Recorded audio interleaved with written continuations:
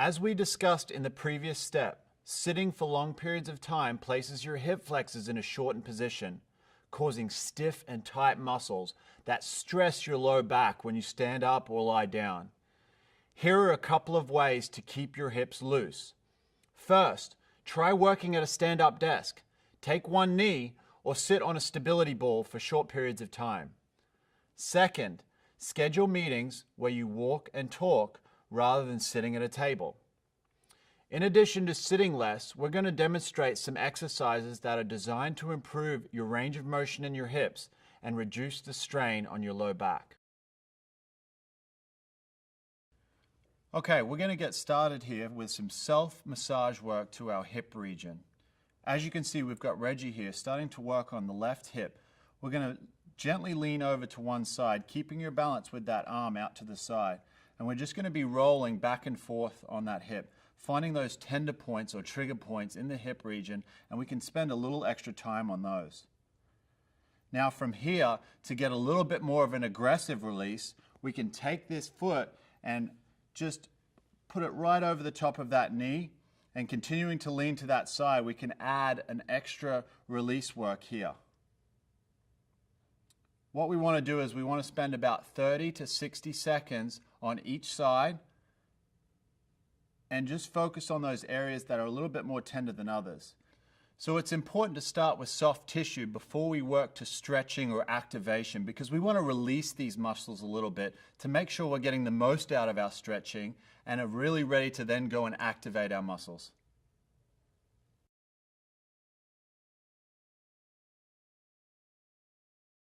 So now that we've done soft tissue mobilization, we're going to move to some stretching of the hip region. So as you can see here, Reggie's going to use both hands to grab this knee and pull it towards the opposite shoulder. We want to gently pull it up and across, and you should feel a good stretch originating in that back pocket region. You feel that, Reggie? Yes. So from here, the progression would be to take this foot and just gently put it over the opposite knee. Now that's going to intensify the stretch a little bit more in the deep hip region. Again, we want to just feel a comfortable stretch here, no pinch in the front part of the hip. Excellent. So we're starting on the ground here because typically this is the area where it's the easiest to get into the position to feel a good stretch. But if you don't feel comfortable getting on the ground, you can also do this same stretch seated in a chair, sitting upright with good posture and pulling that knee towards your opposite shoulder. Again, really focusing on trying to feel the stretch deep in the back side of your hip. And again, holding that for anywhere from 30 seconds to a couple of minutes on each side. Okay, if we're not comfortable getting on the ground to do our hip stretches, we can easily do them in a seated position. We want a chair with some support. We want to be able to sit up nice and tall, maintaining that neutral spine and that natural arch in your low back. From here, we're going to take our ankle and cross it over our opposite knee. And then we're going to pull this knee gently towards our opposite shoulder, feeling a deep stretch in that hip. We want to hold this stretch for about 30 to 60 seconds. Another way to intensify this stretch is then change your hand position, put it on the top side of this knee, and then try to push that knee gently down towards the ground. This is an aggressive way to work on improving that hip mobility in a seated position. Again, hold that for about 30 to 60 seconds and then switch to the opposite side.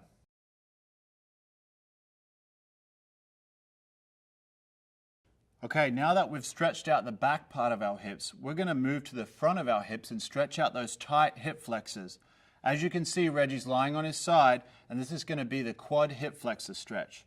We're going to use our top hand to go ahead and grab our ankle of that top leg and then gently pull that back into a stretch. We want to make sure we keep a little brace in the tummy so we're not arching our low back, and we should feel a good stretch down the front part of the hip. Do you feel that, Reggie? Excellent. So now, if you're having trouble reaching your hand to your ankle, you can grab a strap or a belt at home, wrap it around the ankle, and use that to grab with your hand and still get that nice stretch and achieve the desired result of stretching out that quad hip flexor area. Again, keeping a nice brace in the tummy and not arching our low back. This is the area we talked about that when we sit for periods of time, it gets short and tight and can also tug on our low back. So it's really important to spend time stretching this out and releasing this area. Very important for people who sit for long periods of time in front of their desk. We want to hold this stretch anywhere from 30 seconds to a couple of minutes at a time and then switch sides. Excellent.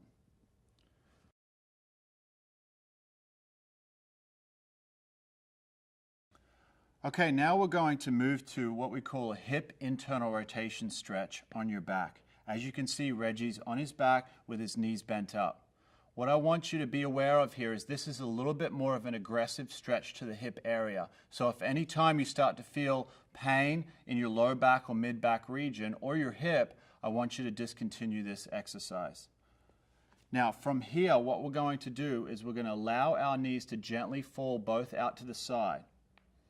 From here, you should start to feel the stretch beginning on the outside of the hip and even a little bit into the low back and mid back region.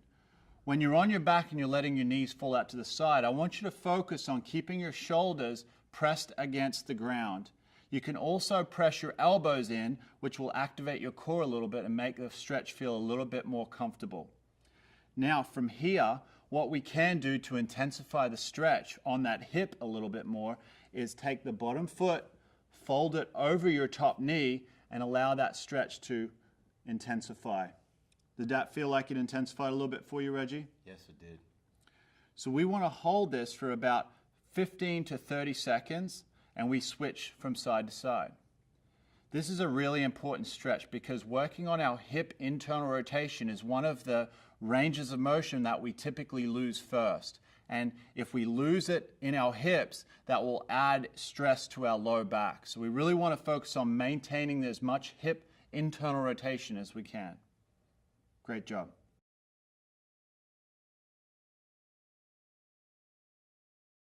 Okay, now we're moving to a half kneeling hip flexor stretch.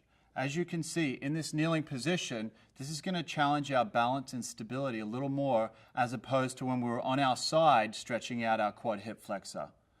So in this kneeling position, we're in a split stance and we want to stay tall, feeling like we're staying tall, pulling ourselves towards the ceiling. Now from this position, without arching our low back, we want to gently shift our weight forward and feel a stretch start right in the front part of our hip here. Excellent. Trying to maintain our tall posture the whole time, we want to hold this for about 30 to 60 seconds. Again, this is going after our hip flexor and also our quadricep muscle, which are really important muscles to keep mobile. These muscles, when tight, pull on the front part of our low back and can add that increased arch and compression that a lot of us feel in our low back. Again, we want to hold this for about 30 to 60 seconds and then switch sides. So try these moves once a day, anytime you wish, for a couple of weeks. And remember to take note of any changes in how you feel.